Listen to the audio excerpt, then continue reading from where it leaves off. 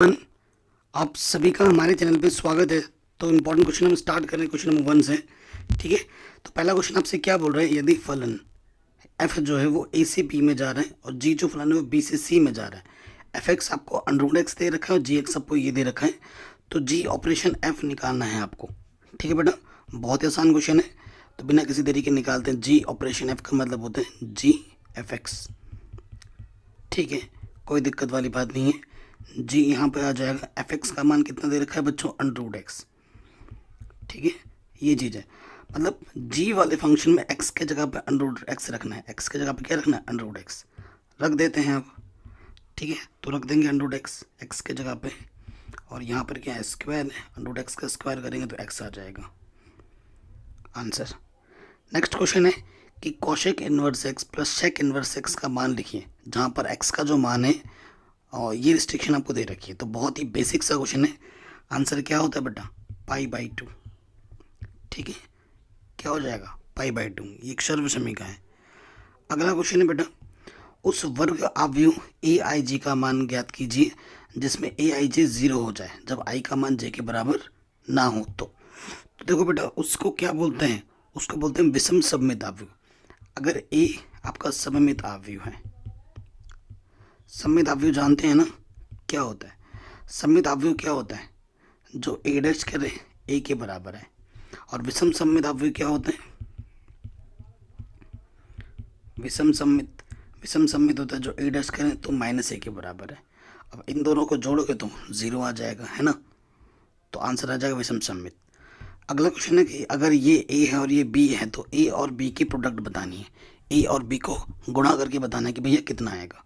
सो यहाँ ए है और यहाँ बी है। ए का मान क्या है, 1 0 1 0, और बी का मान है 0 0 1 0। लॉजिक आपको पता है, ऐसे लेते हैं ऐसे लेते हैं, ठीक है ना। तो देखो बेटा, पहला रो 1 × 0, ठीक है, प्लस में आ जाएगा 0 × 1, ठीक है, 0 × 1। देखो मैं अगर सिंपल में बताऊँ ना, सिंपल बताऊँ तो क्या होता है बेटा, इसकी गुणा इसके साथ, एक को 0 के साथ गुणा करोगे 0, प्लस इसके गुणा इसके साथ, तो ये क्या आ गया, 0 ही आ गया। ठीक है, फिर देखो अब इस वाले में आ जाओ, 1 गुणा 0 0 और 0 गुणा 0 0, तो 0 ही रहेगा। पहला रो हो गया, दूसरा रो आ जाओगे, 1 × 0 0 0 × 1 0, 1 × 0 0 0 × 0 0, तो आंसर आ जाएगा 0। सारे 0 0 हो जाएंगे। ठीक है, अगले क्वेश्चन पे आ जाते हैं। कह रहे सारणिक का मान ज्ञात कीजिए। इस सारणिक का आपको मान ज्ञात करना है। तो सारणिक पहले हम लिख लेते हैं, डेल से प्रदर्शित करते हैं सारणिक को, जो कि 2 3 1 4 6 2 1 3 2, ये हमारे पास है। अब यहाँ लिख देंगे R1 के सापेक्ष प्रसार करने पर।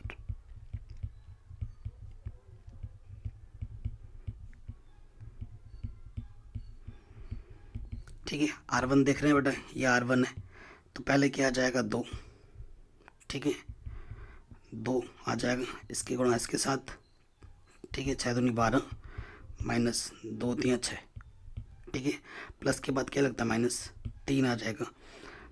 पहला रो ये वाला छुपेगा, तो 4 × 2 4 दूनी 8 2 1 कम 2, तो 8 2 1 कम 2, प्लस आ जाएगा 1, है ना, ये 1 है, ये छुपेगा ये छुपेगा, तो 4 3 12 6 कम 6, तो 12 में से 6 घटाएंगे 6 बचेगा, 6 दूनी 12, यहाँ से आ गया 6 6 थी 18, और यहाँ से 6 बचेगा प्लस के 6, तो 18 में से 18 घटाएंगे, आंसर आ जाएगा 0। ठीक है, तो ये एक सिंगुलर है, आंसर कितना आ गया 0। नेक्स्ट क्वेश्चन में क्या है बच्चों, इसका आपको समाकलन करना है, बहुत ही इजी क्वेश्चन है। तो समाकलन है, आई मान लेंगे, समाकलन का चिन्ह लगा दिया, 2x 1 + x² dx। ठीक है, नीचे मानने से माना t बराबर 1 + x², अवकलज करेंगे dt/dx, 1 का अवकलज 0, x² का 2x, dx बट्टे में इधर के गुणे में आ जाएगा, तो 2x dx की जगह हम रख सकते हैं dt, तो ऊपर आ गया dt, और इसके जगह पर हमने t माना था। सूत्र लगा देंगे, 1/t का इंटीग्रेशन होता है लॉग मॉड के अंदर टी इंटीग्रेशन हो गया, सी जोड़ दो प्लस, और टी का मान कितना है बेटा, टी का मान है 1 प्लस एक्स स्क्वायर, ये रख दिया प्लस सी, आंसर आ गया। जहाँ सी आपका क्या है बच्चों, समाकलन नियतांक है।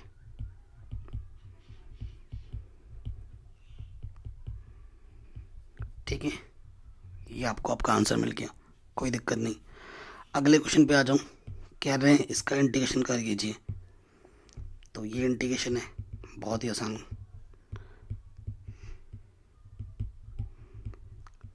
ठीक है, साइन 2x का इंटीग्रेशन क्या होता है, माइनस के कॉस 2x। इंटीग्रेशन x का गुणज कितना है 2, तो वो बट्टे में लग जाएगा, और लिमिट क्या है 0 से π/4। एक बार x की जगह पर अपर लिमिट रखना है और एक बार लोअर लिमिट। x की जगह पर एक बार π/4 रखा और एक बार माइनस करके x की जगह पर 0 रखा। ठीक है, माइनस के 1/2, कॉस π/2 का मान होता है 0, और यहाँ से कॉस 0 का मान होता है 1, तो आंसर आ जाएगा प्लस के 1/2। ठीक है, कोई दिक्कत नहीं। अगले प्रश्न में आ जाते हैं, कह रहे हैं अगर ये a है तो मॉडुलस a, इसका परिमाण कितना होगा। a कितना है, a वेक्टर है हमारे पास है 2i प्लस j माइनस के 2 के, तो हमें इसका परिमाण निकालना है। अंडर रूट आई जे के जो होते हैं उनके कोफिशिएंट लेते हैं, गुणज लेते हैं, और उनका वर्ग करके जोड़ देते हैं। 2 का वर्ग 4, 1 का वर्ग 1, और ये 4, अंडर रूट 9, 9 का वर्गमूल कितना होता है 3। ये आंसर आ गया। अगले क्वेश्चन पे आ जाऊँ, ये सदिश है और ये सदिश है, इनके बीच का क्या निकालना है, कोण निकालना है। तो फॉर्मूला क्या होता है कोण, आप जानते हो, जो कॉस थीटा बराबर होता है वो होता है a डॉट बी अपॉन में मॉडुलस a मॉडुलस b। ठीक है, सो a दे रखा है, मॉडुलस a निकाल लो। देखो a का गुणज क्या है, 1 1 1 है ना, तो 1 का वर्ग 1 का वर्ग 1 का वर्ग, तो ये आ गया अंडर रूट 3। ऐसे ही b का निकाल लो परिमाण, इधर है 1 1 माइनस 1, ये भी वही आ जाएगा, 1 का वर्ग 1 का वर्ग माइनस 1 का वर्ग, तो ये भी हल करेंगे अंडर रूट 3। और a डॉट बी भी निकाल लो, a वेक्टर और डॉट b वेक्टर, a कितना i प्लस जे प्लस के डॉट b है i प्लस जे माइनस के i के गुणज के साथ, i के गुणज के साथ, इसका गुणज 1, इसका गुणज 1, 1, j का गुणज 1 प्लस का 1 माइनस के 1, तो ये आ जाएगा 1। ठीक है, यहाँ पे सारे मान रख देंगे हम, ये आया 1 और ये आया अंडर रूट 3, अंडर रूट 3, 1/3, यानी कि कॉस थीटा का मान है 1/3। ठीक है, तो थीटा का मान हो जाएगा कॉस इनवर्स 1/3। ठीक है, ये हमें हमारा आंसर मिल जाएगा। अगले क्वेश्चन पे आ जाओ, कह रहे हैं एक रेखा के दिक् अनुपात इतने हैं तो इसकी दिक् कोसाई क्या होगी। हमें क्या दे रखा है, दिक् अनुपात।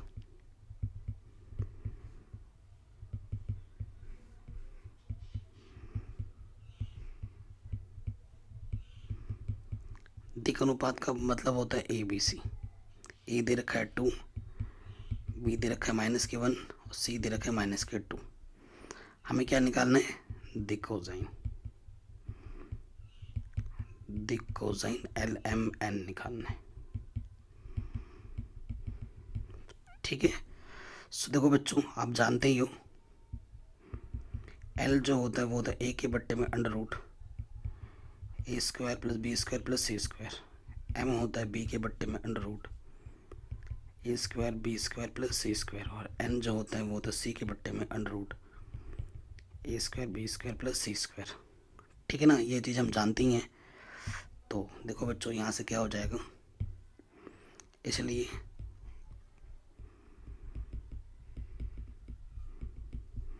ए हमारे पास है 2, 2 का वर्ग, बी है -1 जिसका वर्ग, सी है -2 इसका वर्ग। हल करेंगे 4 1 4, यानी कि अंडर रूट 9, यानी कि बाहर आके क्या हो जाएगा 3।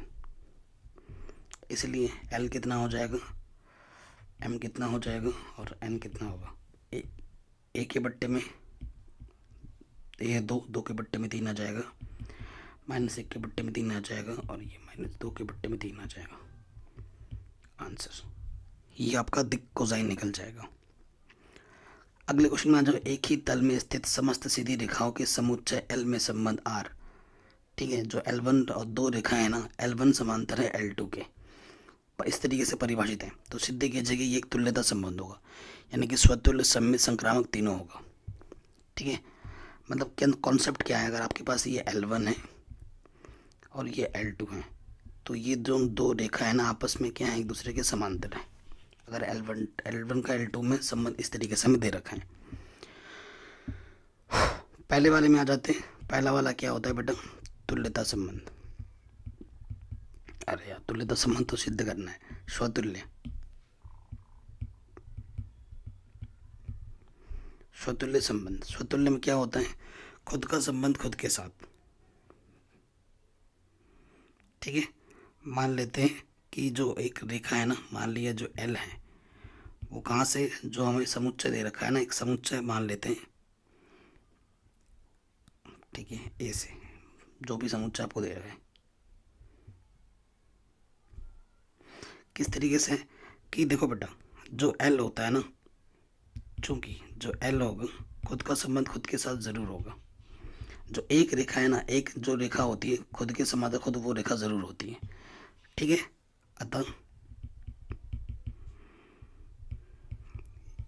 यह समांतर है, इसलिए स्वतुल्य है। समांतर लाके दिखाना है बस। नंबर टू क्या, सममित। माना L1 L2, ठीक है, ये R में है, यानी कि इसका मतलब क्या हुआ, L1 L2, ये L1 है और ये L2 है, ये आपस में क्या है, समांतर है। अगर L1 समांतर L2 है तो L2 भी तो समांतर L1 के है ना। इसका सीधा सा मतलब है कि L2 समांतर L1 के, इसका मतलब है L2 और L1 में संबंध आ जाएगा। अगर ए का संबंध बी का साथ होता है तो बी का संबंध ए के साथ दिखाना होता है, तो यहाँ लिख देंगे अतः यह सममित है for every L1 L2 belongs to A. अब आपको संक्रामक दिखाना है, तीसरा वाला पार्ट। तो क्या बोलेंगे, यदि L1 L2 R में है, यदि L2 L3 R में है, तो देखो चित्र बना के देखो, L1 और L2 आपस में समांतर है और फिर L2 और L3 आपस में समांतर है। देखो ये इसके समांतर है और ये इसके समांतर है, तो ऑटोमेटिकली ये वाला इसके क्या हो जाएगा, समांतर। अतः L1 L3 समांतर होंगे,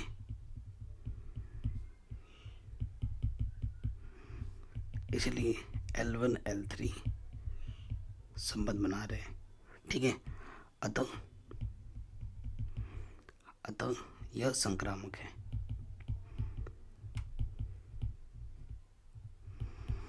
for every L1 L2 L3 belongs to A. ठीक है, ये आप बोल देंगे, आराम से हो गया। अगले क्वेश्चन में आ जाते हैं। ठीक है, शानदार क्वेश्चन है। क्वेश्चन क्या बोल रहे हैं, पूर्णांकों के समुच्चय में, पूर्णांक बोला है, ठीक है, ए और बी का अगर ऑपरेशन किया जाता है तो इस तरीके से आता है, a + b + 1 द्वारा परिभाषित है, द्विआधारी सक्रिय बाइनरी ऑपरेशन है। तत्समक अवयव ज्ञात करना है इसका। ठीक है, इसका क्या ज्ञात करना है, तत्समक अवयव आपको ज्ञात करना है। ठीक है, ओके।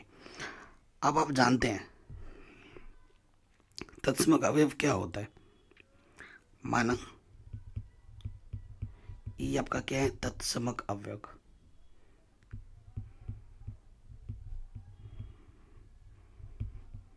ये आपका तत्समक अवयव है, और तत्समक अवयव की जो फॉर्मूला होता है वो क्या होता है कि अगर आपके पास कोई मेंबर है ए, अगर उसको ई के साथ ऑपरेट कराओगे ना, तो फिर से आपको ए ही मिलेगा, फिर से आपको क्या मिलेगा, ए मिलेगा, चाहे आप ऑपरेशन आगे से करें या चाहे ऑपरेशन आप पीछे से करें।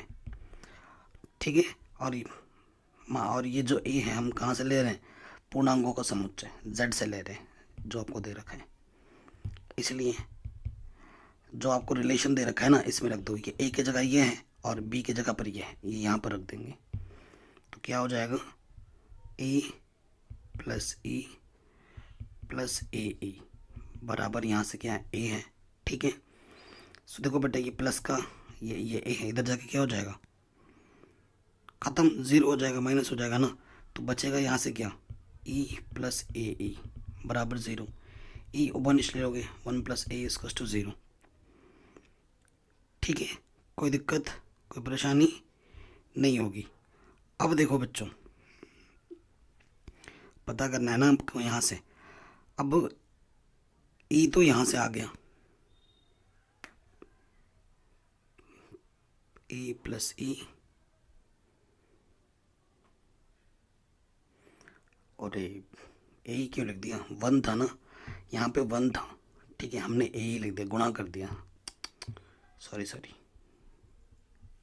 यहाँ देखिए, नज़र हटी दुर्घटना घटी, ए आएगा प्लस ई आएगा और फिर वन आएगा। ठीक है, यही तो होगा, और फिर यहाँ ए है। ओके, ए प्लस बी प्लस वन, यही तो है। ठीक है, यही ये हमने यहाँ रख दिया। ओके बच्चों, अब देखिए बेटा, यहाँ से क्या हो जाएगा, ये ए और ये ई का टर्म ज़ीरो हो जाएगा। तो E plus one equals to zero, तो प्लस का वन इधर आके माइनस का वन हो जाएगा। तो आइडेंटिटी एलिमेंट ये हो जाएगा आपका। अगला क्वेश्चन आपको सिद्ध करना है कि ये चीज़ 2 cos इनवर्स x के बराबर होती है, जहाँ पर ये रेस्ट्रिक्शन आपको दे रखी है। ओके, तो जो सिद्ध करना है ना, उसी से मुझे आइडिया लग रहा है, तो हम ले लेते हैं बायां पक्ष लेने पर। यहाँ लिख देंगे बायां पक्ष लेने पर।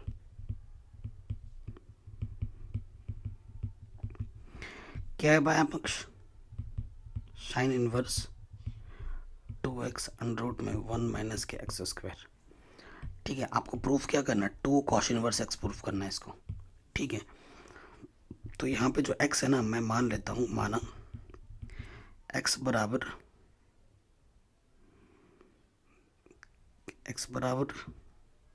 cos थीटा मान लेता हूँ। ठीक है, तो थीटा बराबर क्या हो जाएगा, cos इनवर्स x हो जाएगा। ठीक है, ये यहाँ पर रखता हूँ मैं, साइन इनवर्स x के जगह पर रखा है cos थीटा, अंडर रूट 1 x के जगह पे क्या रखना है, cos थीटा, ये रख दिया। साइन इनवर्स ये सूत्र होता है 1 माइनस कॉस स्क्वायर, क्या होता है, ये होता है sine square theta, under root से बाहर आके क्या हो जाएगा, साइन थीटा। ठीक है, और ये क्या होता है बेटा, सूत्र होता है साइन टू थीटा का, साइन टू थीटा का। साइन इनवर्स साइन हटा, क्या बचा, 2 थीटा, थीटा की जगह पे मान के रख देंगे cos इनवर्स x। यही तो प्रूफ करना था, आराम से हो गया। ठीक है, आराम से प्रूफ हो गया, कोई दिक्कत कोई परेशानी नहीं होगी। अगले क्वेश्चन में आ जाओ, सिद्ध करना है, इसको सिद्ध करके ये लाना है। ठीक है ना, आप में जो प्रश्नावली 4.2 पर आधारित प्रश्न है। तो देखो, ए से आपको बी घटाना है। ठीक है, ए से बी घटाना है, तो R1 से R2 घटाना पड़ेगा, फिर यहाँ B से C घटाना है, यानी R2 से R3 घटाना पड़ेगा। तो यहाँ से आइडिया लग गया। तो क्योंकि जगह कम है ना, फटाफट कर रहे हैं, मैं 2 ऑपरेशन एक साथ लगा रहा हूँ। 2 ऑपरेशन लगाऊंगा, कौन से कि मैं R1 को चेंज कर रहा हूँ, R1 में से R2 करके, R1 में से R2 माइनस करके, और मैं R2 को भी चेंज कर रहा हूँ R2 में से R3 माइनस करके। ठीक है, देखिए कैसे, यानी कि मैंने R1 से देखो बेटा, ये R1 है, ये R2 है, ये R3 है ना, एक में से एक घटाएंगे 0। ठीक है, और यहाँ से आ जाएगा a माइनस के बी, और यहाँ से आ जाएगा a स्क्वायर माइनस के बी स्क्वायर। R2 में से R3 घटाएंगे, ये आ जाएगा 0, ये आ जाएगा b माइनस सी, ये हो जाएगा b स्क्वायर माइनस के सी स्क्वायर। R3 हमने नहीं बदला, तो वो वैसे का वैसा रहेगा। ठीक है, कोई दिक्कत परेशानी नहीं होगी। देखो, a square minus B square को मैं कैसे लिख सकता हूँ, क्वेश्चन तो सॉल्व होने ही वाला है बच्चा। ये 0 है, ये a माइनस बी, इसको मैं लिख सकता हूँ a प्लस बी गुणा a माइनस के b, इसको मैं लिख सकता हूँ b माइनस सी, इसको लिख सकता हूँ b माइनस सी, b प्लस सी, और यहाँ 1c और इधर है अपन का सी स्क्वायर। ठीक है, सो देखो बेटा पहले वाले से क्या ओपनिस्ट है, ए माइनस बी। जीरो से कुछ भी ओपनिस्ट निकाल के लिख सकते हो। यहाँ से क्या ओपनिस्ट है, बी माइनस सी। तो मैंने क्या किया, R1 से ओपनिस्ट निकाला मैंने ए माइनस बी, और R2 से ओपनिस्ट निकाला मैंने बी माइनस सी। ठीक है, ये लिख सकते हो R1 से ए माइनस बी व R2 से बी माइनस सी ओपनिस्ट लेने पर। यहाँ 1 और सॉरी यहाँ तो 0 है, यहाँ 1 बचेगा, यहाँ बचेगा ए प्लस बी। यहाँ 0 है, यहाँ 1 बचेगा, और यहाँ बचेगा बी प्लस सी। नीचे इधर है 1 सी सी स्क्वायर। ठीक है, कोई दिक्कत कोई परेशानी नहीं होगी। अब आपको क्या कर देना है बच्चों, प्रसार कर देना है। प्रसार कर दीजिए, किसके सापेक्ष, इसके सापेक्ष कर दो। ठीक है, तो इसकी गुणा इसके साथ हो जाएगा, इसकी गुणा इसके साथ हो जाएगी, क्योंकि इधर से 2 0 दिख रहे हैं ना। तो किसके सापेक्ष प्रसार कर दो, C1 के सापेक्ष। ये आपकी मर्जी है, R1 के सापेक्ष करो तो भी चल जाएगा, लेकिन यहाँ से आपको 2 0 दिख रहे हैं तो इसके सापेक्ष आप प्रसार कर दो। ठीक है, तो आइडिया क्या होता है, ये plus minus plus plus minus plus minus लग जाएगा यहाँ पर।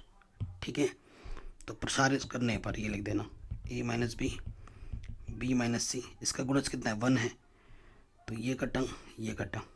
ठीक है, 1 लिखो ना लिखो फर्क नहीं पड़ता, इसकी गुणा इसके साथ माइनस इसकी गुणा इसके साथ। सही है ना, कहीं गड़बड़ तो नहीं हो रही। बी प्लस सी, ओ गड़बड़ तो हो ही गई, स्टार्टिंग में बी प्लस सी आना चाहिए था, मैंने सी स्क्वायर लिख दिया, यहाँ पर बी प्लस सी आएगा। ठीक है ना, और यहाँ है ए माइनस बी। सो देखो ये प्लस माइनस का भी, ये प्लस का भी कटेगा, तो माइनस यहाँ आगे लगना था क्योंकि यहाँ पे तो माइनस लगेगा। सो यहाँ से आ गया ए माइनस के बी, बी माइनस के सी, और यहाँ पर सी माइनस ए है तो यहाँ से ए माइनस सी हो जाएगा। नहीं, सी माइनस ए ही तो है ना, सी माइनस ए ही बच रहा है यहाँ से। एक बार ध्यान से देख लो, plus minus plus minus plus minus plus, हाँ प्लस ही लगेगा यार, प्लस। हाँ यही प्रूफ करना था, राइट हैंड साइड। ठीक है, आराम से हो गया, कोई दिक्कत कोई परेशानी नहीं होगी। अगला क्वेश्चन है, बिंदु x बराबर 3 पर फलन के सातत्यंत का परीक्षण कीजिए। देखो बेटा, अगर x बराबर 3 इस पर रखूँ और अगर ये कोई कांस्टेंट वैल्यू मुझे दे देता है तो ये फलन को सातत्यंत होगा, अदरवाइज नहीं होगा। ठीक है, f(c) के रूप में दिखाना है कुल मिलाकर, तो थोड़ा बड़ा करके लिखना पड़ेगा प्रॉपर। दिया है एग्जाम में, कैसे लिखेंगे, आपको फलन क्या दे रखा है वो लिख देंगे यहाँ पर। ठीक है, ये फलन दे रखा है और बिंदु क्या दे रखा है, x बराबर 3 पर। ठीक है, तो यहाँ हम लिखेंगे limit x tends to 3 fx, यहाँ लिखेंगे f(3). ठीक है, रखो फंक्शन x क्या है हमारे पास, 2x² माइनस 5, x की जगह पे 3 रख दीजिए, 3 3 9 माइनस के 5, 9 दूनी 18, 18 में से 5 घटाओगे तो 13 आ जाएगा। अतः यह सातत्यंत है। ठीक है, ये कंटिन्यूस फंक्शन है। ओके, ये आपका उत्तर आ जाएगा, कोई दिक्कत कोई परेशानी नहीं होगी। अगला क्वेश्चन है, सिद्ध कीजिए कि किसी बिंदु पर अवकलनीय फलन उस बिंदु पर सतत होता है। ये मस्त एक चीज़ भी है, क्योंकि हर एक जो अवकलनीय फलन होता है ना वो सतत भी ज़रूर होता है, लेकिन हर एक सतत फलन अवकलनीय नहीं होता है, ये ध्यान रखिएगा बच्चों। ठीक है, तो ये क्वेश्चन बहुत कम पूछा जाता है, इसका रिजल्ट आप याद रख सकते हैं, बट प्रूफ करना चाहो तो प्रूफ करा सकते हैं। ठीक है, अंग्रेजी में क्या है कि every differential function is continuous but every continuous function is not differentiable. इसका प्रूफ भी मैंने करा रखा है अपने चैनल पर अलग से वीडियो बनाकर विद एग्जांपल्स। अगर आपको देखना है तो ये चीज़ जो मैंने बोला ना वही लिख के आगे लिख देना बाई मैथमेटिक एनालिसिस, तो आपको वीडियो टॉप पे मिल जाएगी। प्रूफ करा रखा है और विद एग्जांपल मना। देखो कोई चीज़ प्रूफ करनी है उसे बाई लैंग्वेज प्रूफ करते हैं, कोई चीज़ मना करनी है उसे बाई एग्जाम्पल लेके मना किया जाता है। करा रखा है, चैनल पे मिल जाएगा आपको अगर आपको सर्च करेंगे तो। अगले क्वेश्चन पे आ जाते हैं बच्चों। ठीक है, अगला क्वेश्चन है आपके पास, क्या कह रहे हैं कि एक वृत्त की त्रिज्या ठीक है, समान रूप से एक वृत्त की त्रिज्या समान रूप से 3 सेंटीमीटर प्रति सेकंड की दर से परिवर्तित हो रही है। ज्ञात कीजिए कि वृत्त का क्षेत्रफल किस दर से परिवर्तित हो रहा है जबकि त्रिज्या 10 सेंटीमीटर है। बहुत ही आसान क्वेश्चन है यार ये तो। ये वृत्त है, ठीक है, माना वृत्त की जो त्रिज्या है वो आर है। हमें क्या दे रखा है बच्चों, परिवर्तन दे रखा है कि वृत्त की त्रिज्या एक समान रूप से 3 सेंटीमीटर प्रति सेकंड यानी कि डी आर बट्टे डी टी, समय के साथ परिवर्तन हो रहा है त्रिज्या, तो डी आर बट्टे डी टी अपन को दे रखा है 3 सेंटीमीटर प्रति सेकंड। इसी से मुझे आइडिया लगा कि टी होगा। तो इसका क्षेत्रफल अगर ए है तो किस दर से परिवर्तित हो रहा है वो बताना है। किस स्थिति में, जब आपकी त्रिज्या कितनी हो, 10 सेंटीमीटर हो। ठीक है, माना वृत्त की त्रिज्या वृत्त का क्षेत्रफल ए है, तो ए बराबर सूत्र क्या होता है, पाई आर स्क्वायर। परिवर्तन करेंगे टी के सापेक्ष अवकलज, तो पाई कांस्टेंट, आर का तो आर स्क्वायर का अवकलज हो जाएगा 2r, और आर का अवकलज क्या होगा, डी आर बट्टे डी टी। पाई 2, आर का मान कितना है 10 क्वेश्चन में, और डी आर बट्टे डी का मान दे रखा है 3, तो ये आ जाएगा 30 पाई, नहीं 30 तो नहीं 60 पाई, 60 पाई सेंटीमीटर स्क्वायर प्रति सेकंड। ये आपका आंसर आ जाएगा।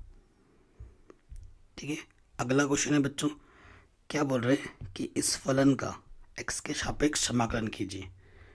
ठीक है, इसका समाकलन करना है। चलिए करते हैं, बहुत ही आसान क्वेश्चन है। ये x log x dx, ठीक है, समाकलन करना है। इसमें रूल क्या लगता है बेटा, आइलेट। ठीक है ना, समाकलन में ऐसे ही किसी को फर्स्ट सेकंड नहीं मान सकते, आइलेट लगाना पड़ता है। आइलेट का रूल क्या होता है बेटा कि इंटीजर, ठीक है ना, लॉगरिथम, फिर लॉगरिथम आता है, फिर एल्जेब्रिक आता है। लॉगरिथम को पहला मानना पड़ेगा और एल्जेब्रिक को सेकंड। ठीक है, सो इंटीग्रेशन वाले फॉर्मूले में रख दीजिए। क्या होता है, पहला वैसे का वैसे इनटू सेकंड का इंटीग्रेशन माइनस पहले का अवकलज इनटू सेकंड का,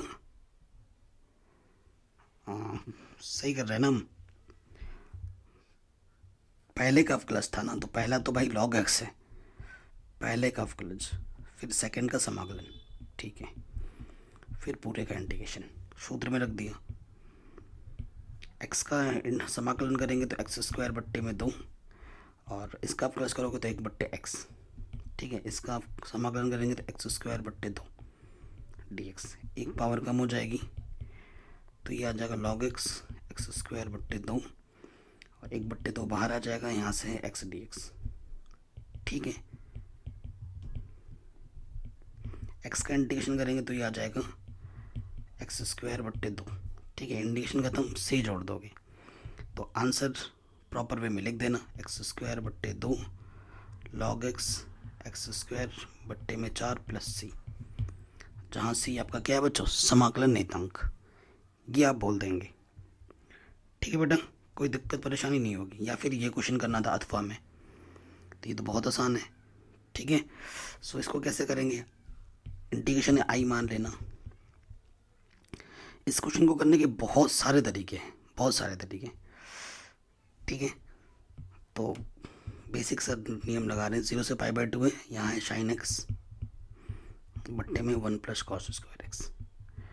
सो देखो बेटा, कॉस एक्स का प्लस साइन एक्स होता है, पूरा पूरा दिख रहा है, तो मान लेंगे,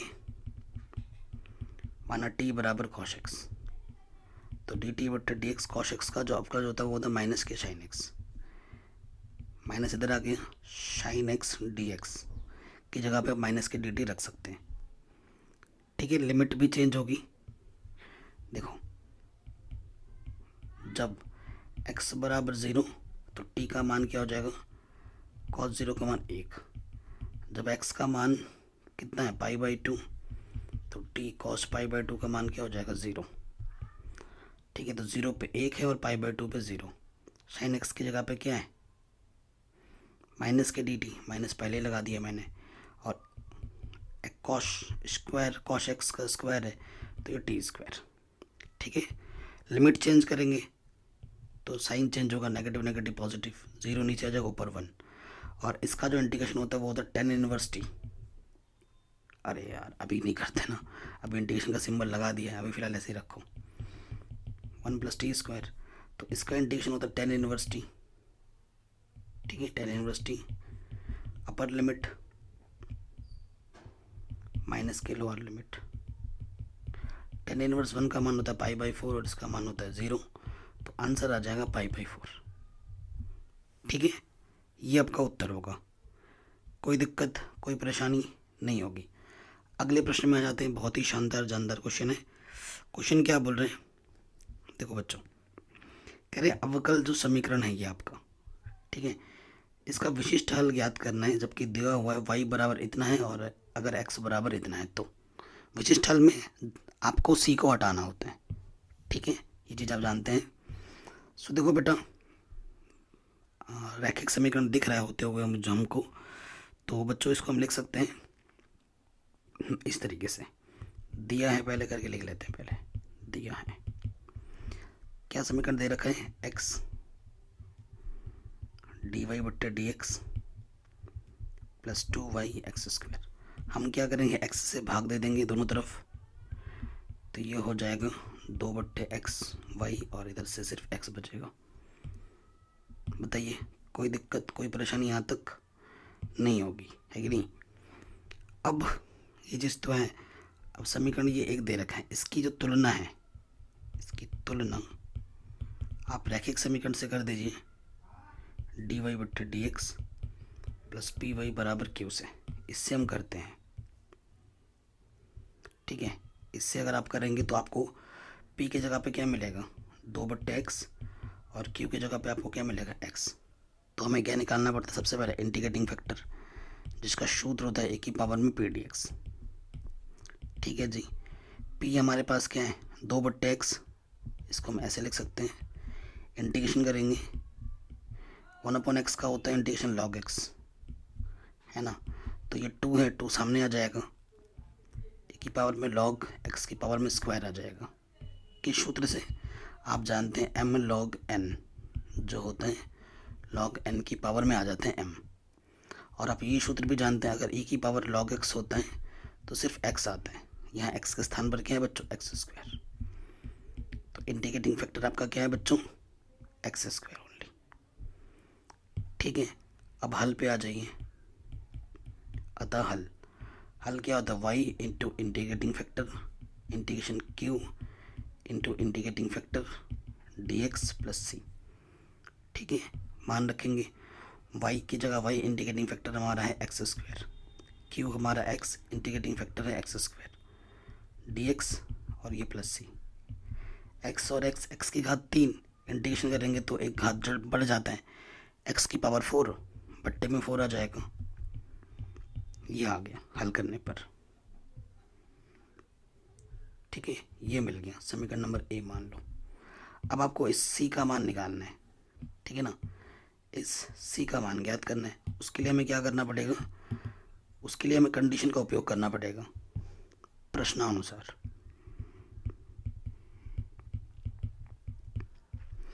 प्रश्नानुसार हमें क्या दे रखा है कि y की जगह पर 1/4 रखो और x की जगह पर 1 रखो। रख देते हैं, y की जगह पर 1/4, x की जगह पर 1 की पावर कुछ भी करो वही रहने वाला है। तो यहाँ से आगे 1/4 और इधर से भी है 1/4, प्लस के 1/4 इधर के माइनस का हो जाएगा, तो c का मान आ गया 0। c का मान a में रख दो तो आंसर आ जाएगा yx² x की पावर 4 + 4, काट दोगे तो y बराबर आ जाएगा x²/4 आंसर। तो ये आपको आपका विशिष्ट हल मिल जाएगा, कोई दिक्कत कोई परेशानी नहीं होनी चाहिए। ठीक है बच्चों, अगले प्रश्न में आ जाते हैं, क्वेश्चन नंबर 20वां। ऐसा क्वेश्चन कल ही मैंने कराया था बेटा। हमसे क्या बोल रहे हैं कि एक संबंध चतुर्भुज का क्षेत्रफल ज्ञात किया जिसके संलग्न भुजाएं इतनी और इतनी है। ठीक है, तो सीधा सीधा आपको क्या निकालना है बेटा, अगर इसका जो क्षेत्रफल आएगा क्या होगा, वो a क्रॉस b का मॉडुलस निकालना आता होगा बेटा, आता होगा कि नहीं आता है, ये आपका आंसर है। बेसिकली आपको ये चीज़ आपको निकालनी है, ए और बी वेक्टर आपको दे रखे हैं, ठीक है। तो देखो अगर ए क्रॉस बी निकालोगे तो क्या आ जाएगा,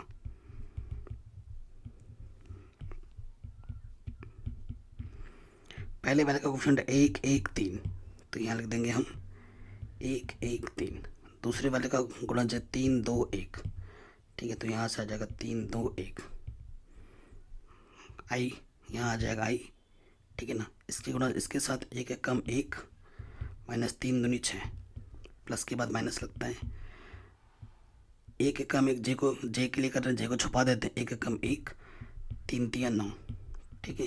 फिर के को छुपा देंगे तो इसके गुणा इसके साथ माइनस इसके गुणा इसके साथ, 1 दूनी 2, 3 1 कम 3, तो यह आ जाएगा माइनस के 5 आई, 8 जे प्लस के, और यह आ जाएगा माइनस के, ठीक है।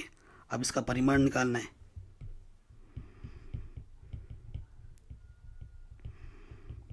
परिमाण क्या होता है, जो भी गुणज है इसके, -5 का वर्ग हो जाएगा, ठीक है।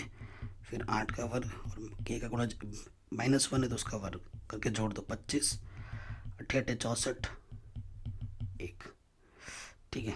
तो जोड़ेंगे तो अंतर कितना आ रहा है, 26 और 64 90 वर्ग इकाई, यही छोड़ दो, ये आपको आपका आंसर मिल जाएगा, ठीक है। कोई दिक्कत नहीं, परेशानी नहीं। अगला क्वेश्चन जो हर साल आता है, उस समतल का समीकरण ज्ञात कीजिए जो इस समीकरण और इससे होता हुआ प्रतिच्छेदन से जा रहा है और इस बिंदु से होता हुआ जाता है। परसों जो मॉडल पेपर सॉल्व कराया था, ठीक है, ऐसा ही क्वेश्चन मैंने कराया था, ठीक है। तो देखो बेटा क्या लिखेंगे, प्रतिच्छेदन प्रतिच्छेदन प्रतिच्छेदन बिंदु से जाने वाला तल का समीकरण क्या होता है बेटा, जो समीकरण आपको दे रखा है पहला वाला ये है, प्लस का अच्छा इधर माइनस लेके आना, और ये तो पहले से इधर सब कुछ है, तो ये होता है T1 प्लस लैम्डा T2 बराबर 0, ठीक है। तो T1 कितना है आपका x plus Y plus Z minus का 6 लैम्डा, दूसरा है आपका 2x plus 3y plus 4z plus का 5 बराबर 0। क्या करोगे, x ओवनिश निकालोगे, इसका गुणज 1, लैम्डा से गुणा करोगे, यहाँ आ जाएगा 2 लैम्डा, y ओवनिश निकालोगे, इधर इसका गुणज 1 और इसका गुणज है 3 लैम्डा, फिर z ओवनिश निकालोगे, इधर से इसका गुणज 1 और इधर से 4 लैम्डा, और इधर से माइनस के 6 और इधर से आपका लैम्डा से गुणा करेंगे तो 5 लैम्डा, समीकरण नंबर 1, ठीक है। अब आपको लैम्डा का मान मिल जाए और फिर यहाँ रख दोगे तो आपको आपका आंसर मिल जाएगा, चूंकि यह 1 1 1 से गुजरती है, ठीक है। यानी कि x की जगह पर 1 रखना है, y की जगह पर 1 रखना है, z की जगह पर 1 रखना है, कहाँ पर, यहाँ पर, ठीक है। तो रख दो 1 1 plus 2 lambda, 1 1 plus 3 lambda, 1 1 plus 4 lambda और माइनस के 6 प्लस के 5 लैम्डा बराबर 0, ठीक है। इसको हल कर लेते हैं, यह आ जाएगा 14 लैम्डा बराबर 3, तो लैम्डा का मान आ जाएगा 3/14। लैम्डा का मान समीकरण 1 में रख दोगे और हल करोगे, आपको आपका आंसर मिल जाएगा, ठीक है बच्चों। कोई दिक्कत कोई परेशानी नहीं होगी। अगले क्वेश्चन में आ जाइए, ठीक है। ये क्वेश्चन एनसीईआरटी का है, काफ़ी बार पूछा जाता है। एक परिवार में 2 बच्चे हैं, यदि यह ज्ञात हो कि बच्चों में कम से कम एक लड़की है तो दोनों बच्चों के लड़की होने की प्रायिकता आपको बतानी है। तो एक चीज़ दूसरे पर निर्भर कर रही है, यानी कि कंडीशनल प्रोबेबिलिटी का क्वेश्चन बन रहा है। तो कैसे करेंगे, माना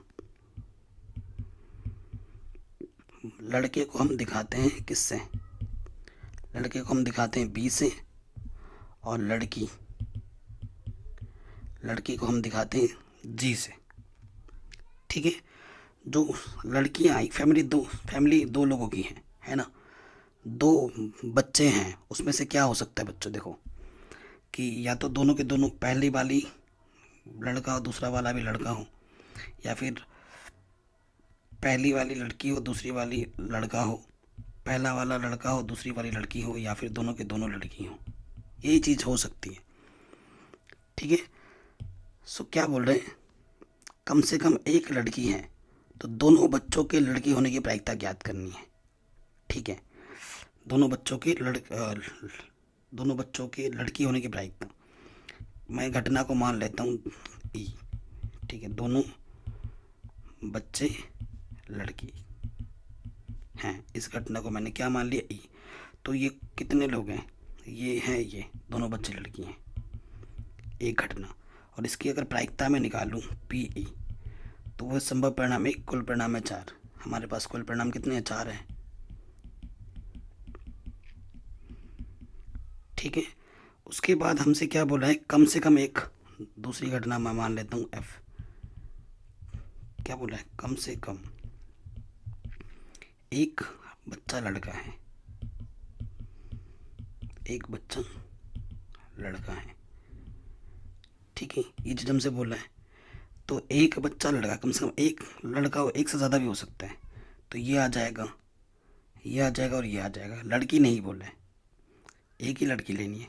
अच्छा, एक बच्चा लड़का है, कम से कम एक बच्चा लड़का है, तो दोनों बच्ची लड़की हो सकती है, ये भी हो सकती है, ये भी हो सकते हैं। दो बच्चे बॉयज़ नहीं ले सकते। तो ये आ जाएगा, ये आ जाएगा और ये आ जाएगा। तो संभव परिणाम 3 है। अगर एफ की प्रायिकता निकालें तो संभव परिणाम 3, कुल परिणाम 4। अब आ जाओ प्रश्नानुसार। प्रश्नानुसार क्या बोला गया है, कह रहे हैं यदि यह ज्ञात हो कि बच्चों में कम से कम एक लड़की है तो दोनों बच्चों के लड़की होने की प्रायिकता, दोनों बच्चों के लड़की होने की प्रायिकता अगर कम से कम एक बच्चा लड़का है, यानी कि हमें क्या निकालना है, कंडीशनल प्रोबेबिलिटी। ठीक है, दोनों बच्चे लड़की होने की प्रायिकता ई किस पर निर्भर कर रहा है, एफ पर। ई बट्टे एफ निकालना, और इसका सूत्र क्या होता है, पी ई इंटरसेक्शन एफ बट्टे पी एफ। एफ की तो प्रायिकता मैंने निकाल दी है, अब ये चीज़ नहीं निकाला है हमने, तो पहले वो निकाल लेते हैं। चूँकि ई इंटरसेक्शन एफ निकालो, ई और एफ घटना में क्या ओवरनिष्ठ है, ये। ठीक है, ये ओवरनिष्ठ है, जी जी। तो इसकी प्रायिकता निकालो, तो संभव परिणाम 1, कुल परिणाम 4। अब यहाँ पे मान रख दो, यह है 1/4 और इसका मान है 3/4। 4 से 4 कटा, आंसर आ जाएगा 1/3। कोई दिक्कत, कोई परेशानी नहीं होगी। नेक्स्ट क्वेश्चन में क्या बोल रहे हैं बच्चों, कह रहे प्रारंभिक सक्रियाओं के प्रयोग से, ठीक है, ऑपरेशंस लगाकर आपको मान ज्ञात करना है हिसाबियों का। ठीक है, ये ध्यान रखिएगा। सो आप जानते हैं बच्चों कि ए बराबर क्या होता है, आई ए, है ना। तो मैट्रिक्स आपको दे रखी है, मान रखें यहाँ पर ए हमारे पास क्या है, 2 5 0। और ये जब आप हल करोगे तो आपको ध्यानपूर्वक हल करना है।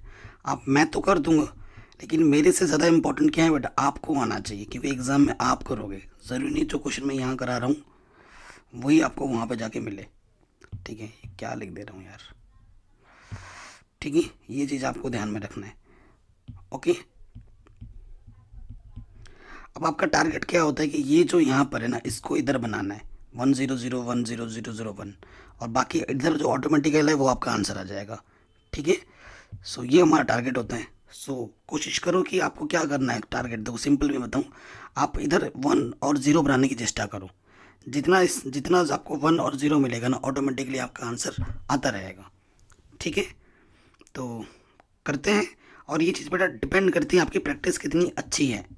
ओके, सो देखो बेटा हम करते हैं, यहाँ पर मैं क्या कर रहा हूँ, सबसे पहले मैं क्या कर सकता हूँ,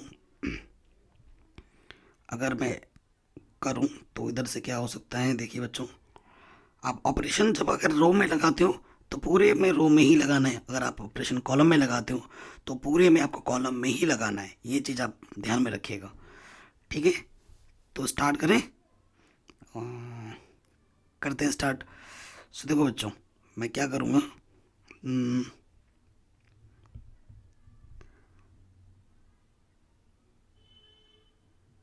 R2 को परिवर्तित कर रहा हूँ। ठीक है, या R3 को मैं परिवर्तित कर रहा हूँ, कोई भी कर लूँ। R2 को परिवर्तित कर रहा हूँ मैं R2 में से R3 घटाकर, ठीक है। और बाकी कुछ कर सकता हूँ क्या? नहीं। तो देखो, ध्यान से बस करते रहना, ये ऑपरेशन आपको लगाने हैं और करते रहने, ठीक है। तो R1 वैसे का वैसे रहेगा, ठीक है। और दोनों तरफ करने हैं, इधर भी करना है और इधर भी करना है, ठीक है बच्चों। तो सेकेंड रो R2 को परिवर्तित कर रहे हैं, R2 में से R3 घटाकर, तो 5 में से 0 घटाएंगे 5, 1 में से 1 घटाएंगे 0, 0 में से 3 घटाएंगे -3, और R3 तो वैसे का वैसे ही रहेगा, ठीक है। R1 को हमने चेंज नहीं किया है, तो R2 को हम चेंज करें, 0 में से 0 गया 0, 1 में से 0 गया 1, 0 में से 1 गया -1, और ये है 0 0 1, ठीक है बच्चों। आप ऑपरेशन लगा के इसको करते रहोगे ना, तो मेन चीज़ इसकी प्रैक्टिस मेरे से ज़्यादा आपको आनी चाहिए बेटा, क्योंकि एग्जाम में आप करना, जितना दिमाग आपका इसमें चलेगा ना किस तरीके से कौन से ऑपरेशंस करें, उतना फ़ायदा है। मेरे करने से आप ज़्यादा करो, इसका आंसर ये आएगा बेटा। तो करो के देखो कि आपका आंसर आ रहा है नहीं आ रहा है, ठीक है। आपका आंसर करेक्ट है कैसे पता लगेगा? अगर ए इनवर्स को, जो आपका ए इनवर्स आया है ना, उसको अगर ए से मल्टीप्लाई करो तो आई के बराबर आना चाहिए। अगर आ रहा है तो आपने सही किया है, अदरवाइज आपने गड़बड़ कर दी है, ठीक है। आंसर चेक करने का तरीका। अगला क्वेश्चन है कि एक्स आपका कॉस टी है, वाई आपका साइन टी है, टी बराबर π/4 है। स्पर्श रेखा और अभिलंब के बीच का क्या निकालना है आपको? समीकरण निकालना है, ठीक है। बहुत ही आसान क्वेश्चन है। तो देखो क्वेश्चन क्या है बच्चों, आपका एक्स बराबर क्या है बेटा?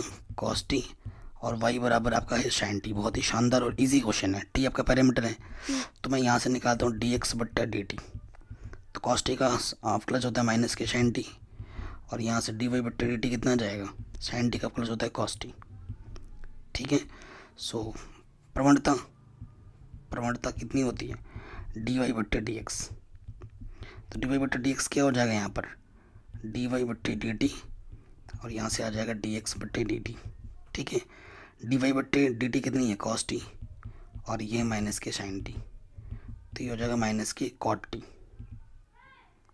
ठीक है। कॉट टी आ गया, तो टी तो में दे रखा है, तो dy/dx जो प्रवणता है जिसे हम m से बोलते हैं, टी बराबर π/4 आपको दे रखा है, तो टी की जगह हम π/4 रख देंगे, तो ये आ जाएगा -1, यानी कि जो सिंपल प्रवणता है वो -1 आ जाएगी। इसलिए अभिलंब की प्रवणता कैपिटल M जो होता है वो होता है -1/स्मॉल m। तो स्मॉल m -1 है, तो कट के आ जाएगा +1 कैपिटल M, ठीक है। बिंदु अगर आपको निकालना है x और y, ठीक है ना, तो x क्या दे रखा है? x आपका है cos t, t की जगह पे क्या रखो? π/4 दे रखा है क्वेश्चन में, तो ये आ जाएगा 1/√2 cos 45 का मान। और y आपका क्या है? sin t, तो ये sin π/4, इसका मान भी आ जाएगा 1/√2। तो आपको बिंदु भी मिल गया, आपको प्रवणता भी मालूम है, स्पर्श रेखा का समीकरण और अभिलंब का समीकरण झटके से मिल जाएगा। अतः स्पर्श रेखा का समीकरण सूत्र क्या होता है बच्चों? y माइनस के y1 m x माइनस के x1। तो y1 का मान कितना है बेटा? ये जो y होता है ना उसी को y1 बोलते हैं ये, और ये x1 1/√2, और स्मॉल m है -1, ठीक है। इसको आप बस हल कर लीजिए, आपको आपका आंसर मिल जाएगा, ठीक है। माइनस का x इधर आके प्लस का हो जाएगा, ठीक है, और ये उधर जाके जुड़ जाएगा, तो ये हो जाएगा 2/√2।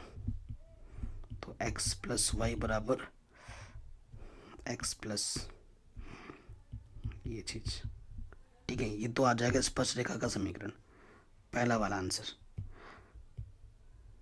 ठीक है। उसके बाद आपको क्या निकालना है? अभिलंब का समीकरण। अभिलंब की प्रवणता कितनी आई थी बेटा? +1, ये ध्यान रखना है, बस ये फर्क होगा।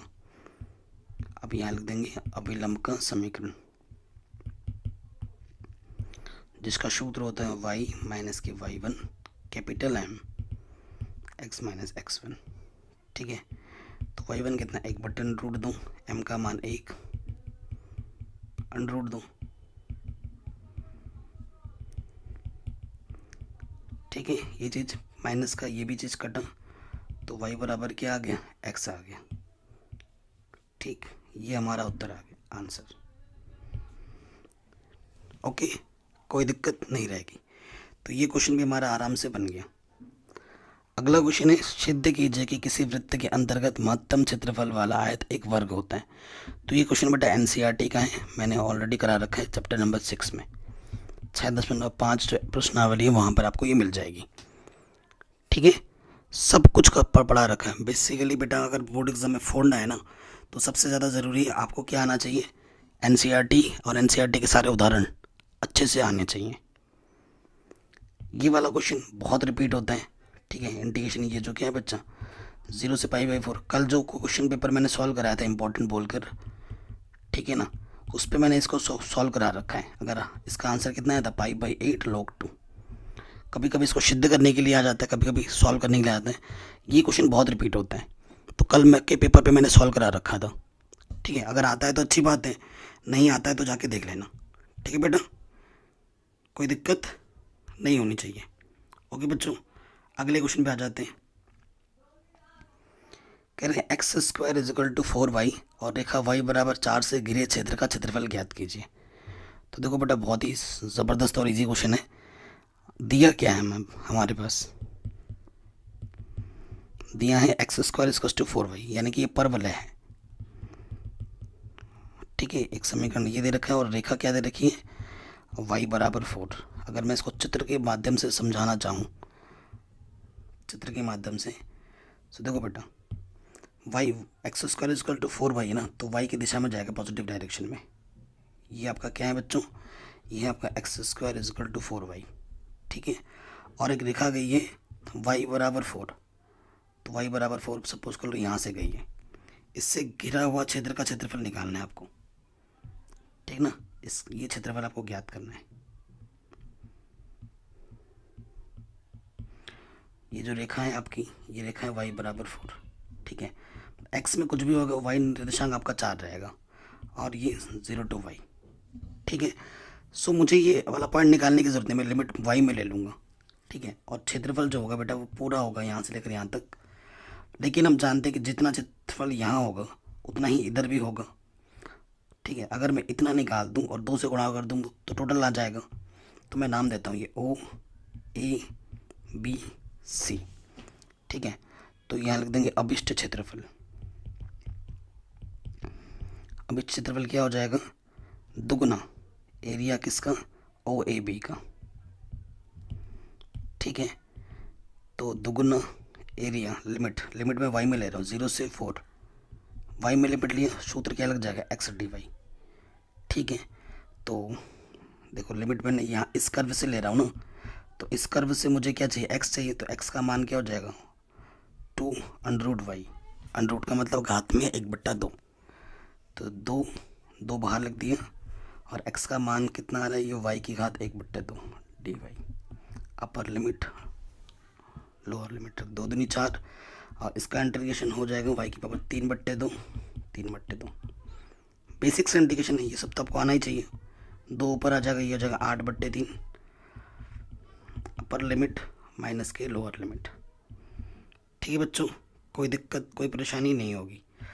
ये 8/3, 4 को लिख सकते हो आप 2 की घात 2, यहाँ 3/2 से 2 घटा, 2 की घात 3, यहाँ से क्या बचा 2 की घात 3 बचा, तो 8/2 की घात 3 यानी कि 2 दूनी 4 दूनी 8, तो यह आ जाएगा 64/3 वर्ग इकाई। ठीक है, ये आपका आंसर आ जाएगा। अगले क्वेश्चन पे आ जाओ, बहुत ही ज़्यादा इंपॉर्टेंट क्वेश्चन है जो हर साल आता है।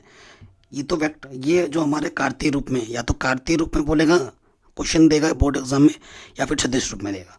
न्यूनतम दूरी निकालने के लिए हर साल क्वेश्चन आते हैं बड़े नंबर में। तो ये रेखा है जो कि कार्तीय समीकरण में दे रखा है। रेखा का समीकरण को सदिश समीकरण में भी दे सकते हैं, तो या तो कार्तीय या फिर सदिश, दोनों में से एक तो आएगा ही आएगा न्यूनतम दूरी निकालने के लिए। तो रेखा, इस रेखा और इस रेखा के बीच की न्यूनतम दूरी ज्ञात करनी है। भाई साहब इतना आसान क्वेश्चन है कि क्या ही बताऊँ, बस सूत्र आपको याद होना चाहिए। क्या होता है सूत्र न्यूनतम दूरी का, ये मोड इसके बट्टे में आ जाता है ये चीज़। ठीक है, यहाँ पर आप क्या लिखोगे, x2 - x1 y2 माइनस के y1, z2 माइनस के z1, और यहाँ आता है आपका a1 b1 c1 a2 b2 c2। और ठीक है, अब याद करने का तरीका क्या है, इसके गुणा इसके साथ माइनस गुणा इसके गुणा इसके साथ। ठीक है, तो ये आ जाएगा b1 c2 फिर c1 b2 का होल स्क्वायर। फिर आपका आता है ये वाला इसके गुणा इसके साथ माइनस इसके गुणा इसके साथ।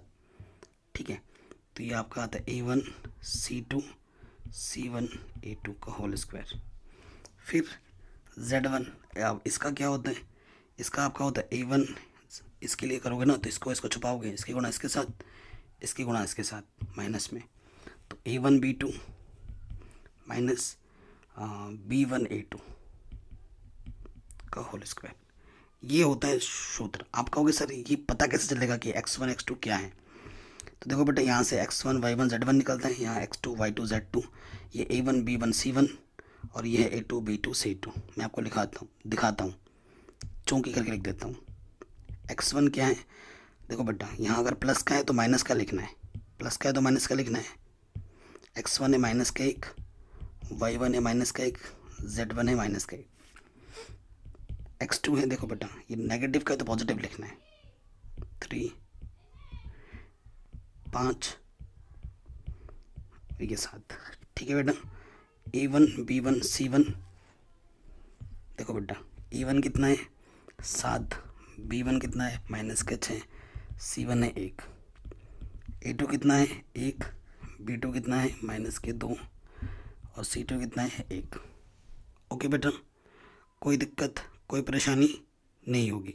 अब हमें क्या करना है, सूत्र में रख देना है। ठीक है, इस सूत्र में रख देते हैं। ओके बच्चों, यहाँ पर आपका आ जाएगा x2 minus x1, x2 minus minus x1, y2 minus y1, z2 minus 1। ठीक है, फिर आपका है a1 a2 b1 b2 c1 c2। ठीक है, सूत्र में रख रहे हैं हम, यहाँ से आ जाएगा आपका सूत्र रखेंगे, अरे यार ठीक है, सूत्र में क्या है b1 c2। देखो फटाफट मैं मान रख रहा हूँ, 6 कम 6 माइनस के, और ये हो जाएगा 2 माइनस 2 तो प्लस के 2 हो जाएगा। ठीक है बेटा, फटाफट मान रख देता हूँ।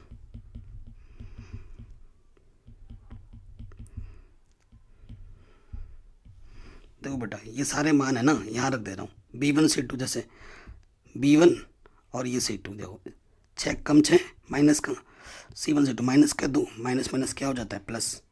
ठीक है, तो ये सारे मान रख देना। आगे हल करते हैं, यहाँ से देखो बेटा क्या हो जाएगा, बट्टे में तो क्या आ जाएगा बच्चों, यहाँ से 6 में से 2 गए 4, 4 का वर्ग 16। ठीक है, 6 बचेगा, 6 का वर्ग 36, 14 में 6 गए 8, 8 का वर्ग 64। इधर से 4 7 1 6 माइनस 6 माइनस के 2 8 1 1। ठीक है बेटा, कोई दिक्कत नहीं यहाँ तक। सूत्र का खेल है, सूत्र याद होगा तो सब हो जाता है। ये बेसिकली क्या है बेटा, एक सारणिक है, इसको आप r1 के सापेक्ष प्रसार कर दो, आपको आपका आंसर मिल जाएगा।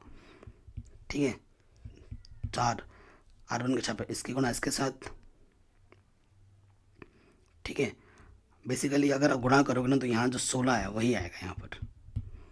ठीक है, फिर माइनस ये 6 होता है यहाँ आ जाएगा, फिर ये जो अंदर आया ना 36 ये यहाँ आ जाएगा। अच्छा अच्छा अच्छा, अरे वर्क किया है ना, ये 16 नहीं आएगा, थोड़ा गड़बड़ कर दे रहा हूँ, ये तो वर्क कर पे मिला है, तो ये तो वर्क करके मिला है। 6 कम 6, चलो ऐसे ही हल करते हैं, और 2 1 कम 2 माइनस 2। ठीक है, मैंने मिटा दिया नहीं तो हो जाता। फिर 6 7 1 कम 7, 1 कम 1, प्रसार करना तो आता ही होगा। फिर यहाँ से 8 आ जाएगा, 8 को छुपाएंगे, इसके गुणा इसके साथ इसके गुणा इसके साथ, 7 दूनी 14 माइनस 6 कम 6 6 माइनस 6 प्लस का हो जाएगा। ठीक है बेटा, तो यहाँ से आ जाएगा 16 माइनस के 4 था, 6 बचेगा, 6 छंग 36, 8 माइनस का 8 आएगा, 8 64।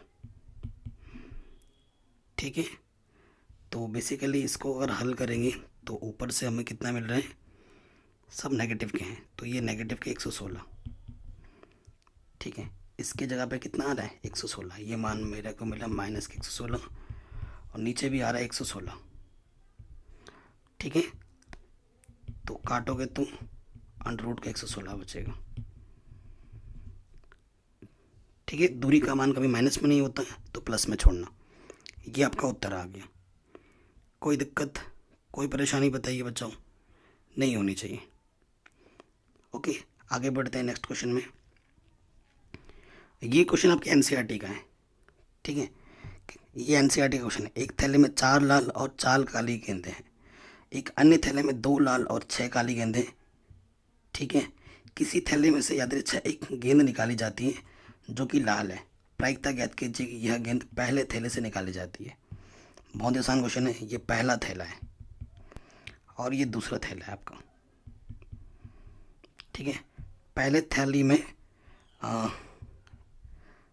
लाल गेंद 4 है और काली गेंद ब्लैक वो भी 4 है। दूसरे में लाल गेंद 2 है और काली गेंद 6 है।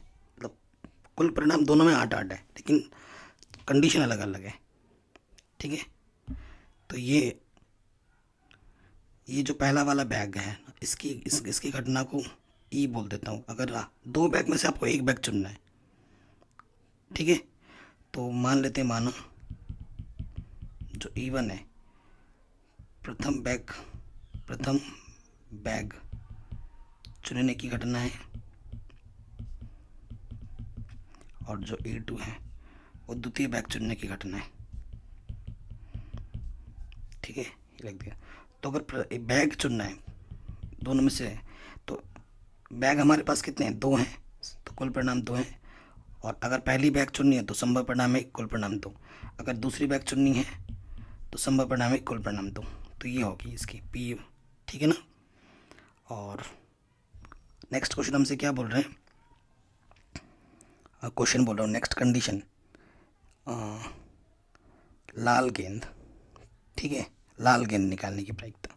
तो मान लेते हैं, माना ई जो घटना है, ई घटना है ना, लाल गेंद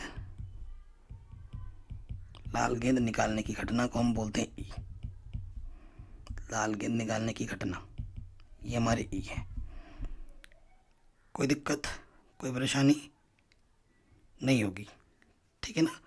सो यहाँ देखो बेटा, पहले वाले में लाल घटने को हमने ई से बोला है, तो यहाँ से अगर ये घटना E1 देखो, लाल के लिए ई बोला है हमने, और अगर ये लाल चुनना हमें पहले वाले बैग से है, लाल चुनना हमें पहले वाले बैग से, तो संभव परिणाम कितने हैं, 4, और कुल परिणाम कितने हैं, 8। 4 एकम 4/2।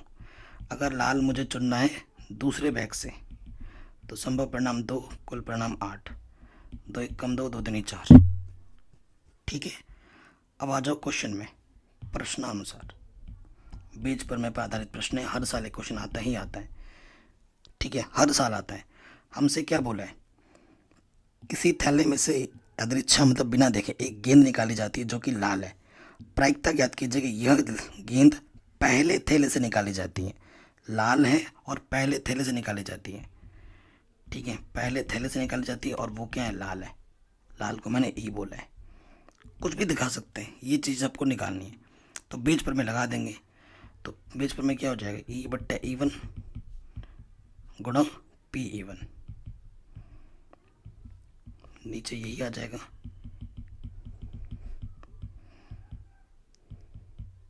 दूसरी घटना आ जाएगी PE/E2 गुणा PE2, सबका मान रख देंगे। PE/E1 1/2 आया था, और ये भी 1/2 है, ठीक है, ये मान रख दिया। E/E2 1/4 आया था, और ये 1/2 आया था। ऊपर आके 1/4, ये 1/4, 1/8, ठीक है ना। लॉसअप लेके हल करेंगे तो 8 आ जाएगा, 4 दूनी 8, 1, तो 1/4, 3/8, 8 एकम 8, 4, 4 दूनी, तो आंसर आ जाएगा 2/3, तो उत्तर क्या होगा बच्चों? 2/3। ठीक है, कोई दिक्कत, कोई परेशानी नहीं होगी। या तो ये करना था, या फिर और एक क्वेश्चन आ गया था प्रायिकता का अथवा में करके, कह रहे पासों के एक जोड़ों के 3 बार उछालने पर द्विकों की संख्या का प्रायिकता बंटन बताना है। भाई साहब, एक बार नहीं 3 बार उछाला जाता है। ठीक है, तो 3 बार उछाला जाता है तो 4 घटना बनेंगी, 0 1 2 3, और प्रायिकता बंटन बनाना है। ठीक है, सो देखो बेटा, पासों के एक जोड़े को 3 बार उछालने पर, ठीक है, द्विक आने की बतानी है। सो देखो बेटा क्या हो जाएगा, द्विक जोड़े को उछालना है 3 बार, जोड़े को। तो जब जोड़े को उछालते हैं, ठीक है, तो कुल परिणाम कितना होता है? शॉर्टकट में लिख रहा हूँ बेटा, पूरा आप लिख देना। कुल परिणाम होता है 36 जब 2 को उछाला जाता है ना, और जिसमें सेम नंबर के द्विक, द्विक क्या होते हैं बेटा? द्विक होते हैं जैसे कि 1 1, 2 2, 3 3, 4 4, 5 5 और 6 6। ठीक है, ये हमारे द्विक होते हैं। ओके, तो द्विक एक द्विक प्राप्त होने की प्रायिकता, तो संभव परिणाम कितना है? 6 है, कुल परिणाम 36 है, 1/6 हो जाएगा। और एक द्विक प्राप्त ना होने की प्रायिकता, तो वो क्या होता है? एक में से घटा देना होता है होने की प्रायिकता, तो ये हो जाएगा 5/6। ठीक है, ये क्या है बच्चों? द्विक आने की प्रायिकता। ये क्या है? द्विक ना आने की प्रायिकता। हमारे पास क्या 3 बार उछाला जाता है, कंडीशन में क्या है? 3 बार उछाला जाता है, तो x हमारे पास कितना है? 3 है। ठीक है, तो संभावित x का मान क्या होगा? संभावित x का मान 3 है, तो स्टार्टिंग होगा 0 से, 0 1 2 3। ठीक है, 0 का मतलब क्या होता है? 0 का मतलब क्या होगा? एक भी द्विक नहीं, 3 बार उछालते हैं ना, एक भी द्विक नहीं। 1 का मतलब कि 1 बार द्विक है, 2 बार द्विक नहीं है। 2 का मतलब है 2 बार द्विक है, 1 बार द्विक नहीं है। और 3 का मतलब तीनों ही बार द्विक आए हैं। समझ रहे हैं मेरी बात? ठीक है, तो मैं सिंपल लैंग्वेज में लिख देता हूँ। तो यहाँ से x बराबर 0, x बराबर 1, x बराबर 2 और x बराबर 3 कर देता हूँ। ठीक है, इसका मतलब क्या है? 0 का मतलब क्या है बेटा? एक भी द्विक नहीं, सिंपल सा लॉजिक है। तो हमारे पास px क्या होगा? ठीक है, एक भी द्विक नहीं यानी कि 5/6 है, तो ये कितनी बार आएगा? 3 बार उछाला था, 3 बार आएगा। ठीक है, यहाँ लिख देंगे 5/6, 5/6, 5/6। तो 5 × 5 × 5 125, 6 को यह आ जाएगा 216। एक द्विक है और 2 द्विक नहीं है। ठीक है, अगले वाले कंडीशन में क्या होगा? तो इसमें कॉम्बिनेशन वाला भी सूत्र लगा सकते हो, लेकिन इसमें क्या होगा बेटा? ध्यान से देखना, 3 कंडीशन हो सकती है। पहला वाला द्विक है, बाकी दूसरे द्विक नहीं है, या फिर पहला द्विक नहीं है, दूसरा द्विक है और तीसरा द्विक नहीं है। ठीक है, या फिर पहले 2 द्विक नहीं है, तीसरा वाला द्विक है। ये कंडीशन बन जाएगी। ठीक है, अब इन सबको जब हल करोगे तो ये आ जाएगा 75/216। अगला कंडीशन क्या है? 2 बार है, यानी कि 2 द्विक है और 1 द्विक नहीं है। पहले दोनों द्विक हैं, तीसरा वाला द्विक नहीं है, ये लिख दिया। या फिर पहला वाला द्विक नहीं है, पीछे के दोनों द्विक हैं। या फिर क्या हो जाएगा कि पहला वाला द्विक आया है, दूसरा वाला नहीं है, तीसरा वाला द्विक आया है। या फिर तीनों द्विक है, ये तो सिंपल ही हो गया। अच्छा, इसको तो हल करो, 5 है ना, 5 5 5 15/216। तीनों ही द्विक हैं, तो सिंपल सी बात है, 1/6, 1/6, 1/6, 1/216। अब प्रायिकता बंटन बनानी है हमें। ठीक है, प्रायिकता बंटन बनाएंगे तो यहाँ लिख देंगे प्रायिकता 5.10, ठीक है।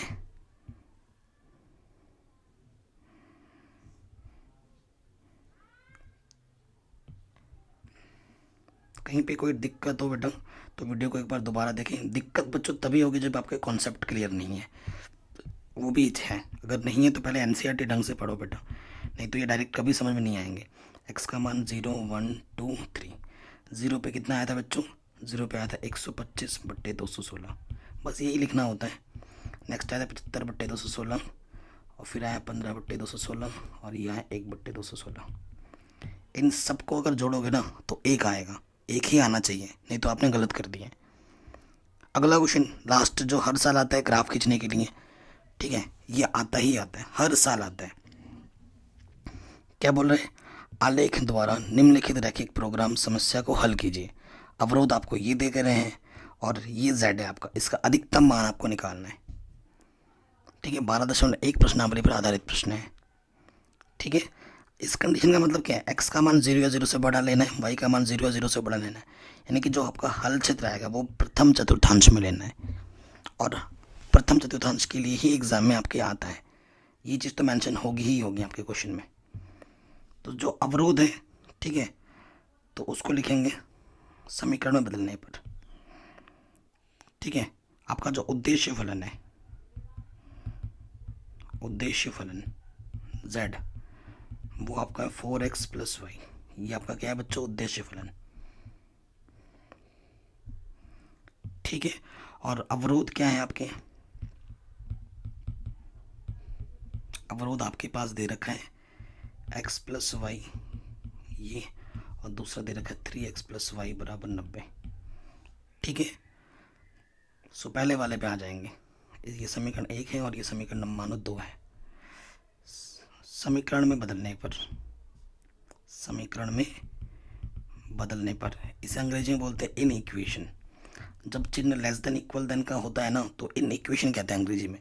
इन इक्वेशन को इक्वेशन में बदलना पड़ता है सबसे पहले, तो बदल देते हैं। पहला वाला हो जाएगा x + y = 50, और दूसरा वाला हो जाएगा 3x + y = 90, ठीक है। अब आप जानते हैं बच्चों, कक्षा 11 में आपने सीखा है, जो रेखा का समीकरण होता है, रेखा का समीकरण वो इस रूप में होता है x + a y + y/b = 1। तो आपका जो पॉइंट होता है वो होता है a, 0, और दूसरा पॉइंट होता है 0, b, ठीक है। सिंपल सा लॉजिक। तो मेरा टारगेट क्या है कि मैं भी इस रेखा के समीकरण को इस रूप में बदल दूं ताकि मुझे डायरेक्ट बिंदु मिल जाए, फटाफट आराम से हो जाएगा। तो ये समीकरण है, ठीक है। तो मैं क्या करूँगा, दोनों तरफ 50 से भाग दे दूंगा, ठीक है। और ये हो गया 90 से भाग दूंगा इधर दोनों तरफ, एक हो गया। 3 से काटोगे 3 3 0, ठीक है। ये तो डायरेक्ट आ ही चुका है, ये परफेक्ट रूप में आ चुका है, लेकिन अभी ये नहीं आया परफेक्ट रूप में, इसको ढंग से लिखना पड़ेगा पहले। यह x के बट्टे में 30, y के बट्टे में 90 = 1, अब आ गया, ठीक है। सो देखो बेटा, इस समीकरण से मुझे दो जो बिंदु मिले हैं वो मिला है, p मिला है मुझे 50,0, और जो मुझे q मिला है वो 0,50। यहाँ से जो मुझे मिला है r बिंदु वो मिला 30,0, और जो मुझे h बिंदु मिला है वो है 0,90। फट से बिंदु मिल गए। बिंदु मिल जाता है तो क्या करना होता है, ग्राफ खींचना होता है। अब आपको मैं ग्राफ खींच के दिखाता हूँ बेटा। ग्राफ की आपको ग्राफ पेपर में ही खींचना है, यहाँ पर मेरा, अब समझो, परफेक्ट आंसर यहाँ दिख नहीं पाएगा ना, ठीक है। तो 50 90 दिख रहा है ना, तो क्या करते हैं 20 20 का ले लेता हूँ, 20 40 60 80, ठीक है। यहाँ ले लिया 20 40 60 80, यहाँ आ जाएगा आपका 100,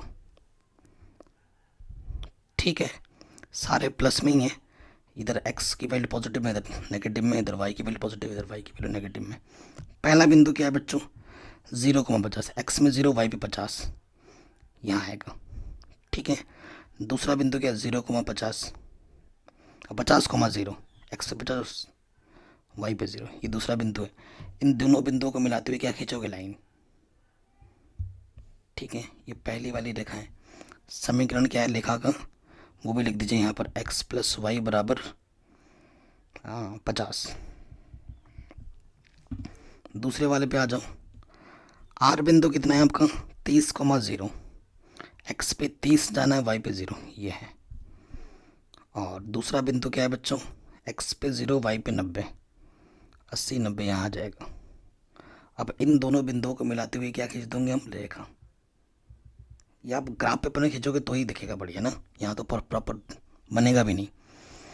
और इसका समीकरण क्या है बच्चों, वो लिख दीजिए 3x प्लस वाई बराबर 90। ठीक है, इतना काम हो जाता है। उसके बाद हम क्या देखते हैं, हल क्षेत्र। ठीक है, अब ये काम हो गया। अब हल क्षेत्र के लिए बिंदु ले लेते हैं, कौन सा कॉमन बिंदु, ये 0 पर चेक करते हैं, केंद्र पर। केंद्र बोले तो 0,0 पर x के जगह पे 0 रखो समीकरण 1 में, और y की जगह पे भी 0 रखो 1 और 2 में। ठीक है, 0 से बड़ा होता है 50, तो प्रथम समीकरण संतुष्ट करना है। तो हल क्षेत्र आपका किधर आएगा, 0 की तरफ, पहले वाले का। ठीक है, तो हल क्षेत्र पहले वाले का इधर आएगा। ठीक है, 0 की तरफ, केंद्र की तरफ। दूसरे वाले पे आ जाओ, 3 गुणा 0, वाई की जगह पे 0, तो ये भी 0 संतुष्ट कर रहा है। ठीक है, तो इसका हल क्षेत्र भी 0 की तरफ आएगा, सेकंड वाले का। तो देखो, जो दोनों कॉमन रीजन है, जो दोनों जहाँ पे कट रहा है, ये बिंदु है, ये हल क्षेत्र जिसको मैं डार्क कर दे रहा हूँ, ये है दोनों का उभयनिष्ठ भाग प्रथम चतुर्थांश में। तो ये बिंदु मेरे को पता है, ये बिंदु भी मेरे को पता है, ये बिंदु भी मेरे को पता है, मुझे ये बिंदु नहीं पता। तो ये बिंदु आप जब ग्राफ पेपर में हल करोगे तो मिल जाएगा। ठीक है, मैंने ग्राफ पेपर यहाँ चिपका दिया, देखो ऐसा बनेगा पूरा। ठीक है, और ये बिंदु जो कटान बिंदु होगा ना, वो आएगा 20,30। ठीक है, कैसे पता चलेगा, देखो x पे 20 जाएगा और y पे जाएगा 30 यहाँ पर, तो ये आ गया 20,30। ठीक है, तो कॉर्नर पॉइंट आपको मिल जाएंगे, ये 0, ये वाला, ये वाला, ये वाला। ठीक है, तो कॉर्नर पॉइंट क्या है आपके। ठीक है, अतः हल क्षेत्र लिख देना, हल क्षेत्र। हल क्षेत्र क्या है आपका बेटा, नाम दे दो इस बिंदु को टी। हल क्षेत्र आपका O, इस बिंदु का नाम क्या था, P, T, इसका कुछ जो भी नाम था, S ये मान लेते हैं। ठीक है, टी बिंदु आपको कितना मिला है, 20,30। ठीक है, 20,30। तो आपको O पे तो चेक करना ही नहीं है, क्योंकि अधिकतम मान निकालना ना, ये तो 0,0 न्यूनतम मान देगा। तो आपको इन 3 बिंदुओं पर चेक करना है। ठीक है, तो एक एक करके चेक करते हैं और देखते हैं किस पे आता है। यहाँ से हम बनाते हैं टेबल।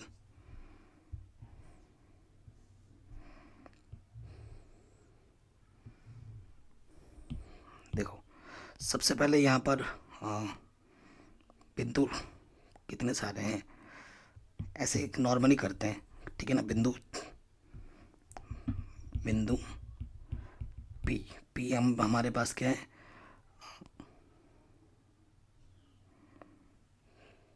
पहला बिंदु हमारे पास था ये वाला बिंदु, ये वाला 30 था, 40 नहीं। ये वाला पहला क्या था बेटा, 30,0, इस पे चेक करना है। और फिर ये आया था T। ठीक है, इस पे हमें 20,30 पे चेक करना है। और ये वाला बिंदु हमारा कितना था, 0,50, इस पर हमें चेक करना है Z। ठीक है, इस पर हमें Z चेक करना है। तो Z हमारा क्या है, 4x, x की जगह पे 30 और y की जगह पे 0, 4 3 12, 120। इस पे चेक करो, x की जगह पे 20 और y की जगह पे 30, 80, यह आ जाएगा 110। x की जगह पे 0, y की जगह पर 50, तो यह आ जाएगा 50। तो अधिकतम मान कितना है, z मैक्सिमम 120 है।